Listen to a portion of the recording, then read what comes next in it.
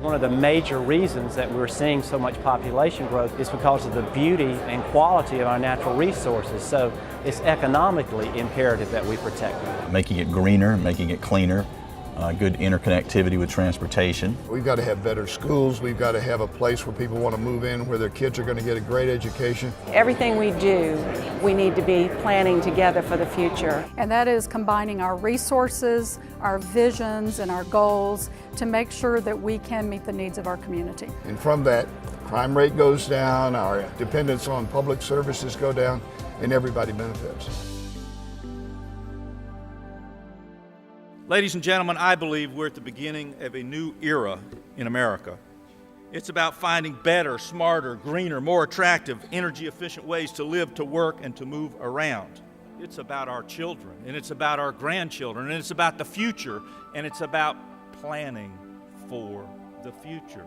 And that's what you're here to do today, is to plan for the future. And it's about a regional discussion, how growth will occur, where it will occur, and we're in control of our own destiny.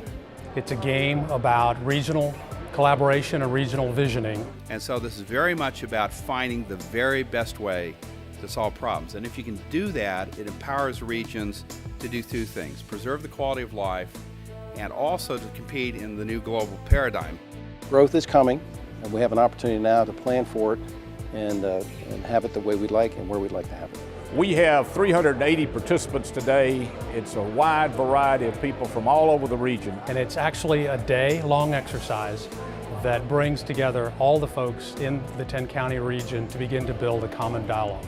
And this is a great way to have a conversation with leadership, both political, business, and bring individuals in from around the upstate together to let them learn about the differences in their counties so that they can work together in the future.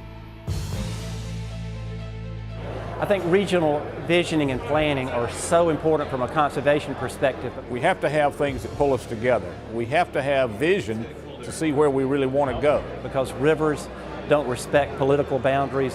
Our air doesn't respect political boundaries. It's critically important that we look beyond the barriers and the geographic boundaries that we have. So putting ideas together, thinking about what helps Oconee helps Greenville, what helps Greenville helps Anderson, what helps Anderson helps Spartanburg, and vice versa. Regional visioning allows our people, our suppliers, and others to have choices as to where they locate, types of lifestyle, transportation, grid needs to be pulled together so it works for the entire region.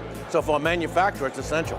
That is the type of thinking that's going to move this state forward, that's going to move this economy forward. There's a map at your table. Note that there are no jurisdictional lines on those maps. The maps are gridded, and each box equals about 2 square miles. Here are the growth projections again for the region. 118,000 more households, 203,000 more jobs, 234,000 more residents, and 1 million new vehicle trips daily. Let's put all of our ideas on the table. Let's make sure everyone is heard. Keep an open mind, be bold, be creative, and have fun. We have 2 hours, and the game is on. Look at your guiding principles and figure out where you want all of that growth to take place. Every Lego equals 640 either jobs or households. A red Lego, 640 jobs. A yellow Lego, 640 households. That yarn represents transportation, infrastructure. You're going to have to place that, so remember, there's a cause and effect. There are ramifications. If you put all of your development in new areas, you're going to have to build roads to get to that. And at the end of the game, we're going to tally the cost of your infrastructure at your table and be able to show you the relationship between the choices you have made and the ramifications that will exist. Don't we want to protect along the lake system in here too? Right. I was pleased really to see the cooperation around our table in terms of not an either or and not somebody trying to control, but a willingness to throw pieces on the table and ask a lot of hard questions. But why would you put it there and not somewhere where you could tie more to it? People are not just looking at their own small community. They are looking at the big picture and trying to help us look at a regional way of improving our community. Understanding that what's good for Greenville is good for Anderson, is good for Spartanburg, is good for Greenwood. And so if we can get even from city and county officials along with our elected representatives in Columbia to buy into the fact that it's an entire package that we're trying to protect here.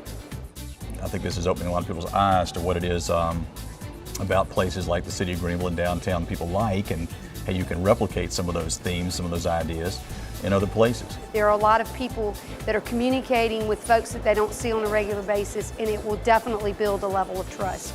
We proved to ourselves that we could take very bright and caring people from 10 upstate counties and bring them all together and actually talk and think as one. So you guys did a great job. We put you in diverse groups specifically so that there would be divergent perspectives in those dialogues. And it's so gratifying that there's such a broad consensus here. So let's take a look at the top principles that were identified by your tables. Improve regional transportation, education, promoting infill development and mixed use, diversity of housing choices, protecting community character, investing in your cities and towns, preserving natural assets, and promoting quality of life. But we roamed around and looked at what scenarios did we feel were common themes.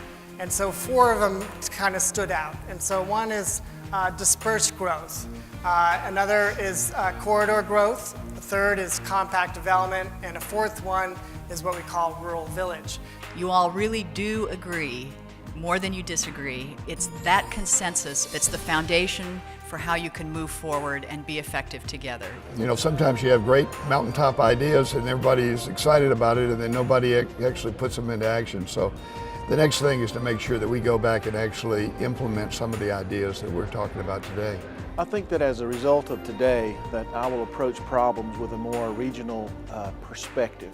And I also think that as I look at decisions that are being made in other places, I probably won't be as critical as maybe I have been in the past. We finished the game today, but the future is just beginning. We've got a lot of work to do. We do have common values and we do have a common destiny, and I think we've made a big advance in that understanding today.